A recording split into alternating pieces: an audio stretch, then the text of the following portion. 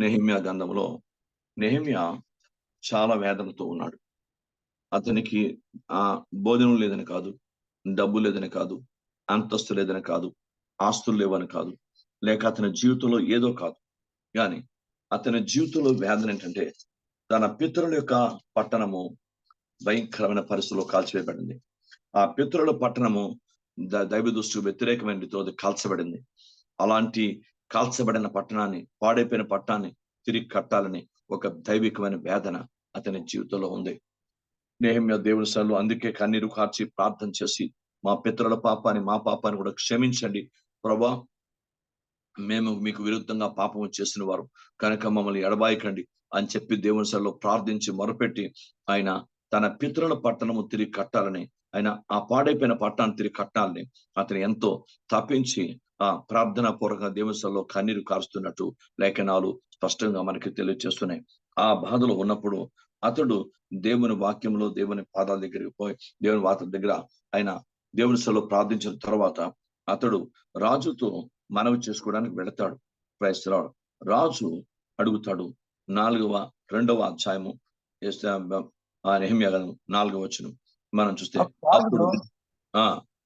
అప్పుడు రాజు ఏమి కావాల్సి నీవు మనవి చేయుచున్నావని నన్ను అడగా, నేను ఆకాశమండలి దేవునికి ప్రార్థన చేసి రాజుతో నీ సముఖమందు నేను దయ పొందిన యెడల నా పితరుల సమాధులుండు పట్టణంను తిరిగి కట్టినట్లుగా నన్ను యోధా దేశమునకు పంపుడని వేడుకుంటున్నానని నేను మనవి చేసేదని.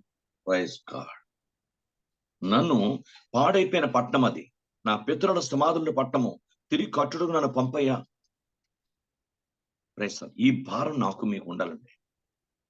ఈ భారం నాకు మీకు ఉండాలి. ప్రభా, నీ రాజ్యవ్యాప్తిలో పాలు పొందడానికి నాకు నన్ను పంపయ్యా, నన్ను పంపు తండ్రి. దేవుని పాదాల దగ్గర మనం కూడా అదే ప్రార్థన చేయాలి. అయ్యా, ఎంతమంది భయంకరమైన పట్టాలు పాపంతో శాపంతో కాలిపోతున్నాయి, అన్యాగ్నితో కాలిపోతున్నాయి, అన్య సంబంధమైన క్రియలతో కాలిపోతున్నాయి పట్టణాలు. ఎంతో ప్రపంచంలో అనేక పల్లెలు, పట్టణాలు, జనాలు కాలిపోతున్నారు పాపంతో. అలాంటి పరిస్థితుల నుంచి వాళ్ళు విడిపించడానికి నన్ను పంపయ్యా అన్న భారము ఆయన దగ్గర ఉంది. నా పితరుల పట్టణం, సమాధుల పట్టణం కాలిపోయిందయ్యా, దాన్ని తిరిగి నన్ను అన్నాడు. రాజు అడిగినప్పుడు తనకి ఏదైనా మనలో ఉండొచ్చు, ఆయన ఏడాడు ఇస్తాడు. అలాంటిది అతను అడిగిందంటే, నా రాజు నా తలక సమాధులు ఉండే ఆ పట్టణము కట్టడానికి నాకు మనను పంపయ్యా, నన్ను పంపని ఏడుస్తున్నాడు, బాధపడుతున్నాడు. రాజు దేవుని మహాకృప, రాజు అంగీకరించాడు. అంతేకాదు మనుషుల్ని, దూలములను, పట్టణం కట్టడానికి అవసరం సమస్తమును అతను అనుకరించినట్టు లేఖనాలు చెప్తున్నాయి. ఈరోజు నెహెమ్యాకున్న భారం, ఆ దైవిక భారం నాకు మీకు ఉండాలి. నన్ను పంపు తండ్రి, నేనేం చేయాలి నీ కొరకు, నేనేం చేయాలి? నీవిచ్చిన ఆరోగ్యం, నీవిచ్చిన శక్తి, నీవిచ్చిన బలం, నీవిచ్చిన ఆశీర్వాదం, నీవిచ్చిన సంపూర్ణత ఏది నీ మహిమ కొరకు ఈ శరీరం, ఈ బ్రతుకు వాడబడినట్టు నన్ను పంపు తండ్రి. నా వల్ల నీకేమి కావాలో నన్ను పంపండి ప్రభా అని అడిగే పవిత్రమైన ధైర్యం, ఆ పవిత్రమైన ఆలోచన, ఆ పవిత్రమైన ఉద్దేశం, ఆ పవిత్రమైన మనస్తత్వం. నేనేం చేయాలో ప్రభా, ఇగో నేను నా పితరుల పట్టణానికి వెళ్ళాలి, నేను అక్కడ కట్టాలి, దయచేసి నన్ను పంపు తండ్రి. దేవునికి స్తోత్రం కనుక నన్ను పంపు. బైబిల్ గ్రంథంలో ఉంది, నన్ను పంపండి ప్రభా. ఈ భారం ఎంతమందికి? Praise the lord. బైబిల్ చెప్తుంది, దేవుని సన్నిధిలో ప్రతి ఒక్కరూ నేర్చుకుందాం. సంఘములో ఆ దైవిక భారం, నన్ను పంపు ప్రభా. ఏదో పాస్టర్ గారు బాధపడలేక కాదు, ఏదో పరిస్థితులు బట్టి కాదు, ఏదో వెళ్ళాలని కాదు. ప్రభా నన్ను పంపు, నేను అక్కడ ఆత్మలతో సంపాదించాలి, కనీసం ఒక ఆత్మగారి వాక్యం చెప్పాలి, కొంతమంది ప్రభు నీ కొరకు సంపాదించాలి, కనీసం నేను నీ కొరకు నాకు ఇచ్చిన బతుకుని బట్టి, నాకు ఇచ్చిన జీవితాన్ని బట్టి, నాకు ఇచ్చిన ధన్యతను బట్టి, నాకు ఇచ్చిన రక్షణ బట్టి నీ కొరకు ఏదైనా చేయాలని ఆశపడుతున్నాను. నన్ను పంపు ప్రభా. ఈ తపన, ఈ దైవికమైన ఆలోచన, ఈ దైవికమైన భారం సంఘములో ప్రతి దేవుని బిడ్డకు ఉండాలి. మమ్మల్ని పంపండి తండ్రి, మమ్మల్ని పంపండి. ఎందుకంటే మేము వెళ్ళాలి ప్రభా, మా బ్రతుకు నీదే కదా, మా బ్రతుకు నీ కొరకే. దయచేసి మేము వెళ్ళాలి ప్రభా. ఒకసారి లేఖనం ప్రకారం 3 నుంచి 5 వరకు చదవండి కంప్లీట్ గా. నేను మనస్- మిగులు భయపడి రాజు చిరంజీవి అగును గాక, నా పితరుల సమాధులను పట్టణము పాడైపోయి దాని గుమ్మములను అగ్ని చేత కాల్చబడి ఉండగా నాకు దొక్క ముఖము లేకపోవునా అని రాజుతో అంటిని. అప్పుడు రాజు, ఏమి కావాల్సి నీవు మనవి చేయుచున్నావని నన్ను అడగగా, నేను ఆకాశమందలి దేవునికి ప్రార్థన చేసి రాజుతో, నీ సముఖమందు నేను దయ పొందిన యెడల నా పితరుల సమాధులను పట్టణమును తిరిగి కట్టునట్లుగా నన్ను అది యోధాదేశమునకు పంపుడని వేడుకుచున్నానని నేను మనవి చేసేది. తిరిగి నేను కట్టాలి ప్రభా. ఆ పాడైపోయిన ప్రజలను తిరిగి నేను కట్టాలి. ఆ పాడైపోయిన ప్రజలకు నేను సువార్త ప్రకటించి వారిని నీ బిడ్డలుగా మార్చాలి. వారు ఒకప్పుడు దైవ సంబంధమైనటువంటి పరిస్థితి ప్రయత్నాడు. వాళ్ళు పుట్టక మునుపు ఎక్కడ ఒక వ్యక్తి వచ్చాడంటే, ఒక వ్యక్తి నరకం నుంచి రాడు, సాతాను నుంచి రాడు, దేవుడి నుంచే పుట్టాడు. సమస్త లోకము దేవుడిని సృష్టిపడింది, దేవుడి నుంచే పుట్టాడు. కనుక వాడు పరిస్థితులు బట్టో, వాడు పితరులను బట్టో, లోకాన్ని బట్టో వాడు ఆ పరిస్థితికి, పాపానికి లేక దైవవాక్యాన్ని వ్యక్తమైన పరిస్థితి వెళ్ళిపోయాడు. తిరిగి నేను వారిని నీ చిత్త ప్రకారం నీ తట్టు తిప్పి నేను వారిని నిర్మించినట్లుగా, నేను కట్టునట్లుగా, అలాగే జీవితాలు, కుటుంబాలు కట్టబడినట్లుగా మీరు అద్భుతం చేయండి ప్రభా అని ప్రార్థించబద్దులుగా మనం ఉండాలి. నన్ను కట్టడానికి పంపించండి. నేను దేనికి వెళ్ళాలంటే ప్రకటించడానికి మాత్రమే కాదు, నేను కట్టడానికి కూడా కావాలి. అలాంటి ఆ పట్టణం, ఆ పల్లె లేక ఆ పరిస్థితి, ఆ కుటుంబం కట్టబడ్డానికి ఉపదయించే ప్రభా. అలాగే నన్ను కట్టువానిగా నన్ను దీవించు ఆయన. నాకు అలాంటి కృప అనుగ్రహించమని దేవుని సన్నిధిలో ప్రార్థించబద్దులుగా మనం ఉంటాం. దేవునికి స్తోత్రం. అది దైవికమైన భారం అంటే. దేవునికి స్తోత్రం. రెండో విషయాన్ని త్వరగా నేను చెప్తాను. ఎస్తేరు గ్రంథము 7వ అధ్యాయం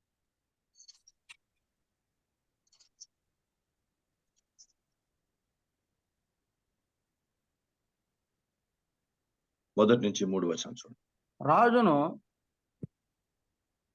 రాజును హామాను రాణి అని ఎస్తేరు వద్దకు విందునకు రాగా, రాజు ఎస్తేరు రాణి, నీ విజ్ఞాపనం ఏమిటి? అది నీకు అనుగ్రహింపబడను. నీ మనవి ఏమిటి? రాజ్యంలో సగం మట్టుకైనను నీకు అనుగ్రహించదనని 2వ నాడు ద్రాక్షరసపు విందులో ఎస్తేరుతో అనెను.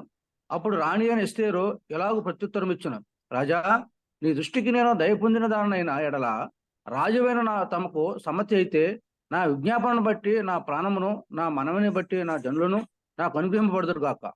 క్రైస్తవులు, నా జనుడు నాకు కావాలి ప్రభు. దేవునికి స్తోత్రం. అది చూడండి, సగం మట్టుకు రాజ్యంలో నీకు ఇచ్చేస్తాను. అడుగు, సగం మట్టుకు. దేవునికి స్తోత్రం. కానీ ఏది ధన సంబంధమైంది, లోక సంబంధమైంది, ప్రకృతి సంబంధమైంది, ఏది తన కోరుకోలేదు. నా ప్రజలు నాకు కావాలి. నా ప్రజలు వారు రక్షింపబడాలి. నా ప్రజలు వారు నశించిపోయే స్థాయికి వచ్చారు. ఒక వ్యక్తి కక్ష కట్టి అతను చంపవుతున్నాడు, హామాను. అలాగే సాతాను ప్రజల్ని నాశనం చేయబోతున్నాడు, చేసేస్తున్నాడు. కనుక నాశనకరమైన ఆ పరిస్థితుల నుంచి నా ప్రజలు విడుదల పొందాలయ్యా అని ఎస్తేరు ఎంత దైవికంగా అడిగింది. ఒకవేళ నీ దృష్టికి నేను దయ పొందిన నాదైతే నాకు దయచేస్తే నా ప్రజలు నాకు అనుగ్రహించు ఆయన. సరే, భారం, ఈ భారం దైవిక సంఘానికి కావాలి. అలాంటి భారం కలిగిన దైవ ప్రజలే. యెషయా కారు నిప్పుతో కాల్చబడిన ఆ నిప్పుతో పెదవులు తాకబడిన తరువాత, ఇది నీ నోటికి తగిలింది కనుక నీ పాపములకు ప్రాయశ్చిత్తం జరిగిందని లేఖనంలో ప్రభు చెప్తారు. అప్పుడు లేఖనాలు బైబిల్ ఉంటుంది, నేను ఎవరిని పంపండి, నన్ను పంపు, నన్ను పంపు ప్రభా, నన్ను పంపండి, నేనున్నాను కదా, నన్ను పంపండి. ఇలా నన్ను పంపు ప్రభా అని ఎంతమంది గోజాడతారో, నన్ను పంపు ప్రభాని, ఎక్కడెక్కడ వెళ్ళాలి, నన్ను పంపు ప్రభా, నన్ను పంపు ప్రభా అడగాలి దేవుణ్ణి. నన్ను పంపించండి. నేను ఇంట్లో ఉంటానికి కాదు, లోకంలో ఉంటానికి కాదు, ఈ శారీరక వాటి గురించి కాదు, నన్ను పంపండి ప్రభా. నువ్వెక్కడికి నన్ను పంపించాలని కోరుతున్నావు, నన్ను పంపించండి. దేవునికి స్తోత్రం. ఈ దైవికమైన ఆలోచన విధానం, విజ్ఞాపన ఎంత గొప్పది. నన్ను పంపించండి తండ్రి. ప్రతి ఒక్కరూ దేవుని ప్రార్థన చేయాలి. నన్ను పంపించండి అయ్యా. Glory to the name of Jesus. ఇక్కడ ఎస్తేరు గ్రంథంలో అలా రాయబడింది. దేవుని వాక్యంలో 8వ అధ్యాయాన్ని చూద్దాం. ఎస్తేరు గ్రంథం 8వ అధ్యాయం 4-5 వచనాలు చూడండి. రాజు బంగారు ధనం విస్తరి తట్టు చాపెను. ఎస్తేరు లేచి రాజు ఎదుట నిలిచి, రాజువైన తమకు సమ్మతి అయిన ఎడలను, తమ దృష్టికి నేను దయపొందిన రాజువైన తమ ఎదుట ఈ సంగతి యుక్తముగా తోచిన ఎడలను, తమ దృష్టికి నేను నింపిన దాని ఎడలను, రాజువైన తమ సకల సంస్థానముల నుండి యూదులను నాశనం చేయవలని అమ్మేదాత కుమారుడైన అగాగీయుడగు హామాను రాయించిన తాకీదుల చొప్పున జరగకుండానట్లు వాటిని రద్దు చేయటకు ఆజ్ఞేయుడి.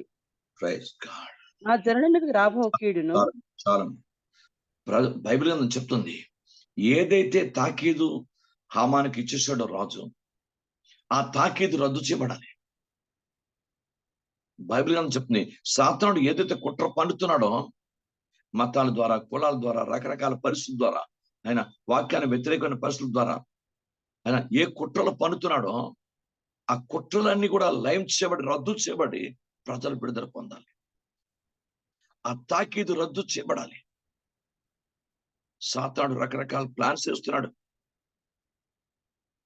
ఆ కుట్రల్ని రద్దు చేయబడాలి. దేవుని వాక్యం నెరవేర్చబడాలి. దైవ చిత్తం జరిగించబడాలి. దేవుని రాజ్యం ప్రజల్లో స్థాపించబడాలి. ప్రజల్లో దైవిక సమాధానం, దైవిక శాంతి, దైవిక ఆశీర్వాదం, దైవిక రక్షణ ప్రజల్లో కలగాలి. ప్రభా, ఆ తాకీదు రద్దుపరిచే కృప ముందు అడిగింది నా ప్రజలను అనుగ్రహించమని. రెండో మాట అడుగుతోంది, నా ఆ తాకీదు రద్దుపరచని. దేవుని స్తోత్రం కనుగాక. దేవుడు కృపను బట్టి రాజు అలానే దేవుని స్తోత్రం చేసి దేవుని పాదాల దగ్గర ఖచ్చితంగా అలాగే చెప్పడు. మీరు ఏం చెప్పాడంటే, జరిగిన తాకీదు, ముద్రించిన తాకీదు రద్దు చేయడం కష్టం. నేను మీకు మళ్ళా ఉంగరం ఇస్తాను. మీరు మీ ప్రజల నిమిత్తమై, క్షేమ నిమిత్తమై ఏ తాలూకా శాసనం మీరు జారీ చేస్తారో ఆ శాసనాన్ని నేను అమలుపరిచేస్తాను అని చెప్పాను. కింద చూడండి, అది రాయబడింది. లేదు అయితే రాజుపేట రాయబడి, ఆ రాజు ఉంగరముతో ముద్రింపడ తాకీదును ఏ మానవుడు మార్చాడు. కాగా మీకు ఇష్టమైనట్టు మీరు రాజునైన నా పేట యూదుల పక్షమును తాకీదు రాయించి ఉంగరముతో దాన్ని ముద్రించండి. మీరు కొత్త శాస్త్రాన్ని తయారు చేసి మన్నాడు. దేవునికి స్తోత్రం. కొత్త శాస్త్రాన్ని తయారు చేసి మన్నాడు రాజు. అంటే రాణి ప్రార్థన, అక్కడ జరుగుతున్న మొద్దకే లేక వాళ్ళందరూ కలిసి చేస్తున్న ప్రార్థన, ఆ ప్రార్థన శాస్త్రాలే మార్చేసింది. అద్భుతమైనటువంటి ప్రార్థన శాస్త్రాలే మార్చింది. ఇప్పుడు ఆల్రెడీ రాజు ముద్రిన దాన్ని ఎవరి మానవుడు మార్చాలి దాన్ని. కానీ మీరు కొత్త శాసనం పెట్టండి. అప్పుడు పాత శాసనం, ఎప్పుడు కొత్త శాసనం అమల్లోకి వస్తుందో పాత శాసనం రద్దయిపోతుంది. అది ఎంత దైవిక ఆలోచనతో పరిశుద్ధాత్మ దేవుడు కార్యం చేశాడు అక్కడ. ఎందుకు మనం ఇవన్నీ ధ్యానిస్తున్నాం అంటే, మన దేవుని వాక్యానుసరణ భారం నాకు మీకు కూడా ఉండాలి. మనకు ఉన్న భారం చాలదు. దేవుని స్తోత్రం. మనకు భారం ఉందనుకోండి, దైవిక భారం ఉందనుకోండి, ఈ ప్రపంచం దేని లెక్క చేయం. క్రైస్తవుడు లెక్క చేయం. దేవునికి స్తోత్రం. అన్ని ఎందుకంటే ఆ భారం దాన్ని నెరవేర్చుకోవాలనే ప్రయత్నం మనలో, దాంట్లో బాగా మనస్సు లగ్నమైపోతుంది, అట్లా లీనమైపోతుంది మనస్సు. క్రైస్తవుడు అసలు దేవుడు మనని ఎందుకు ఒక్క మాట నేను చెప్పి ముగించేస్తుంటాను. లేఖనాల్లో యెషయా గ్రంథం తీయండి, 49వ అధ్యాయం 8వ వచనం చదవండి. అందరూ నేర్చుకుందాం. 49వ అధ్యాయం. నాకు మీకు కూడా సెలవిచ్చుచున్నాడు. యెహోవా ఎలా సెలవిచ్చున్నాడు, అనుకూల సమయం ముందు నేను నీ మొరను ఆలకించి నీకు ఉత్తరం ఇచ్చేది. రక్షణ దినమందు నేను ఆదుకుంటుంది. బయలువెలుడి అని బంధింపని వారితోనూ, బయటికి రండి అని చీకట్లో ఉన్న వారితోనూ చెప్పుచు, దేశంలో చక్కపరిచి పాడైన స్వాస్థ్యములను పంచిపెట్టుటకే నిన్ను కాపాడి ప్రజలకు నిబంధనగా నియమించేది. మన నియామకం అది. ఎందుకు మనకు భారం ఉండాలి, ఎందుకు మనం ప్రార్థించాలి, ఎందుకు మనం కన్నీరు కార్చాలంటే మనకున్నటువంటి నియామకం అది. దేవుడు మన అందుకే నియమించాడు. బైబిల్ చెప్తుంది, దేశమును చక్కపరిచి పాడైన స్వాస్థ్యములను పంచిపెట్టుటకై నిన్ను కాపాడి ప్రజలకు నిబంధనగా నియమించుతుంది. దేవునికి స్తోత్రం కలుగును కాక. బైబిల్ గ్రంథం, నేను అనుకూల సమయమందు నీ మొరను ఆలకించాను, రక్షణ దినమందు లేఖనమందు నిన్ను ఆదుకున్నాను. ఇవన్నీ దేనికి? బయటకు వెళ్ళుడని బంధకములతో ఉన్నవారు చెప్పడానికి, బయటకు రండని చీకట్లను వారితో చెప్పడానికి, దేశమును చక్కపరిచి పాడిన స్వాస్థ్యమును పంచిపెట్టుకుని నిన్ను కాపాడి ప్రజలకు నిబంధనగా నేను నియమించిందని. Praise the name. సంఘము యావత్ ప్రపంచంలో ఉన్న యేసు రక్తంలో కడగబడిన ప్రతి దేవుని బిడ్డకు ఇది మనకు చెందుతుంది. నిన్ను నియమించాను, వెళ్ళు. దేవునికి స్తోత్రం. Praise the name of Jesus. కనుక దేవుడు తన నియామకం చొప్పున, తన కృప చొప్పున ఆ ధన్యతను మనకి ఇచ్చాడు. కనుక నువ్వు ఎందుకంటే నువ్వు దేశమును చక్కపరచడానికే నువ్వు ఎన్నుకోబడ్డావు. పాడైన స్వాస్థ్యాల్ని బతికించి నువ్వు తిరిగి దైవికంగా దాన్ని ఇతరులకు పంచిపెట్టడానికే. Praise the lord. నశించిపోతున్న వాడిని రక్షించబడ్డానికే నువ్వు పంపడ్డావు. జీసస్ ని ఒక దైవిక ప్రణాళికతో పంపించాడు. యేసు ప్రభు కూడా తన ప్రణాళికతో పంపించాడు. దేవుని వాక్యం చెప్పింది, ఇప్పుడు కూడా మనల్ని కూడా ఒక దైవిక ప్రణాళికతోనే పంపిస్తున్నాడు. గుర్తుపెట్టుకోండి, దీంట్లో చాలా దైవిక అర్థం ఉంది. ఎందుకంటే దీనికి మన మూల పితరుడు కారణం ఏంటి అని ఆలోచిస్తే ఆ మాట కూడా చెప్తాను. గలతీయులు రాసిన పత్రిక 3:8 చదవండి. గలతీయులకు రాసిన పత్రిక 3:8 చదవండి.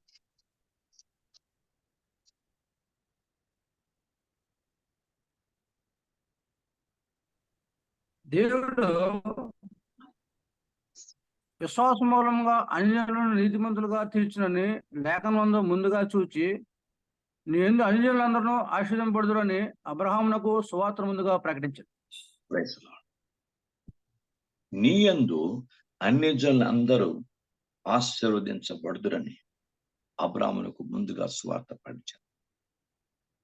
నీ యందు, ఇప్పుడు నీ యందు నీ కుటుంబం దీవించబడుతుంది, నీ యందు నీ బంధువులు దీవించబడుతున్నారు, నీ యందు నీ రక్త సంబంధాలు దీవించబడుతున్నారు, నీ యందు నీ అన్నదమ్ముల అక్కచెల్లెలు దీవించబడుతున్నారు.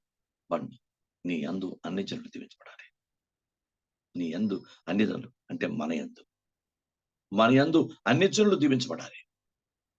దేవుని స్తోత్రం. అబ్రహాముతో దేవుడు మాట్లాడుతున్నమాటది. నీ యందు అన్ని జనులు దీవించబడాలి. Praise the lord. అందుకే నేను పిలిచానయ్యా, అందుకే నేను నేర్పరచుకున్నాను. నీ యందు అన్ని జనులు ఆశ్రయించబడాలి.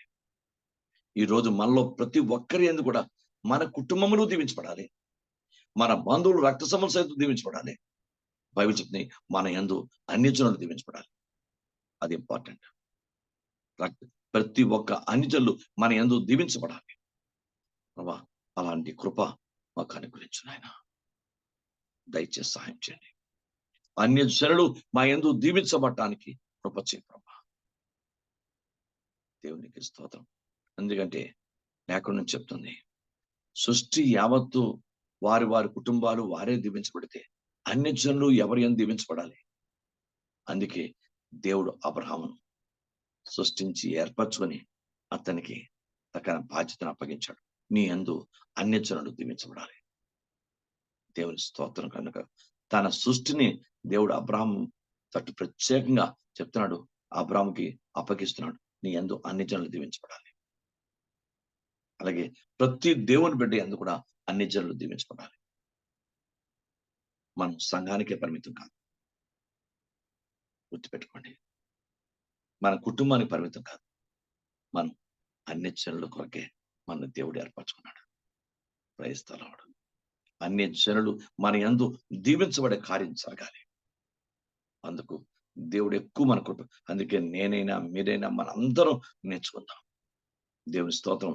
ఎలాగైతే సమాధులు, తన పితరుల సమాధులు కట్టబడ్డానికి ఎలాగైతే నెహెమ్యా నిర్ణయించుకొని తాను కన్నీరు కార్చి ప్రార్థించి రాజు దగ్గర వెళ్ళి రాజు యొక్క స్థితిని దైవికమైన ఆశీర్వాదం లేక ఆయన ఉపకారం పొందాడు, మనం కూడా ప్రార్థించి దేవుని కృపను, ఆ దేవుని శక్తిని, అభిషేకాన్ని, ఆ దేవుని ఆశీర్వాదాన్ని పొందుకొని అన్య జనులు మన యందు దీవించబడటానికి మనం పూనుకొని వెళ్ళవలసిన బాధ్యత, భారం మన మీద ఉంది. దేవునికి స్తోత్రం. అంటే సువార్త ప్రతి ఒక్కరి బాధ్యత. హల్లెలూయా.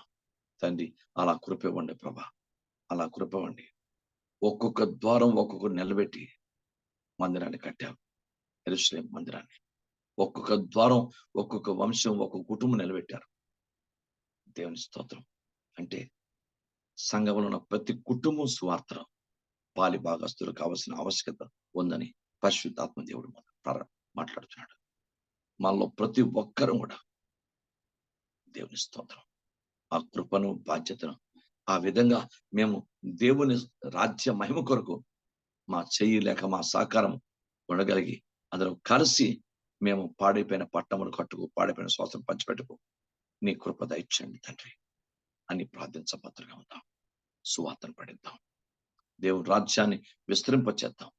ఆయన మనకిచ్చిన బాధ్యత యందు మనం హృదయాన్ని, మనసును లగ్నం చేద్దాం. అలాగే మనం దేవుని పనికి పూనుకుందాం. దేవునికి స్తోత్రం. ప్రభా, కృప చేయండి ప్రభా, కనికరించమని ప్రార్థన చేద్దాం. దేవునికి మహిమ. దేవుడు తన మాటలు మన ఇంట్లో దీవించుగాక. ఆమేన్. Praise the Lord. భారం కలిగి